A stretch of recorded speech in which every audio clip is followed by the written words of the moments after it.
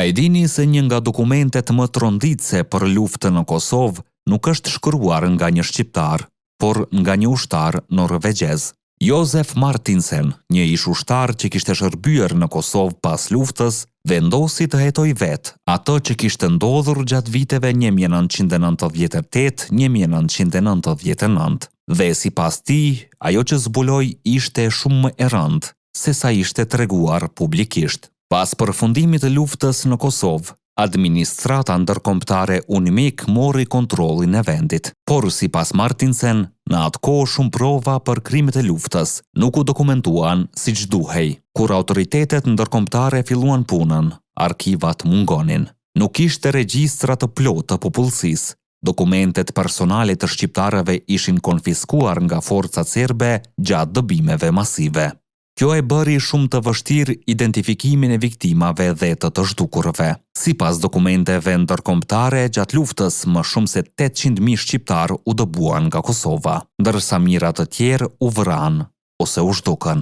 Pjesë e këtij gjenocidi, sipas Martinsen, nuk u dokumentua apo edhe u fsheh nga administrata e UNMIK-ut, por një nga zbulimet më tronditse lidhet me varrezat masive në Serbi. Në vende si Batajnica, pranë Beogradit, u zbuluan varreza masive ku ishin fshehur trupat e shqiptarëve të vrarë në Kosovë. Trupat ishin transportuar fshehurazin nga Kosova në Serbi për të mbuluar gjurmët e krimeve. Mbi 1.600 persona ende konsiderohen të zhdukur. Por tragjedia nuk mbaron këtu. Pas luftës, 423 gra që ishin dhunuar gjatë luftës në Kosovë patën guximin të dëshmojnë dhe të nënshkruajnë dokumente për krimet që kishin përjetuar. Atyre ju premtuan mbështetje dhe mbrojtje, por sipas Martinsen, shumë prej këtyre premtimeve nuk u realizuan kurrë.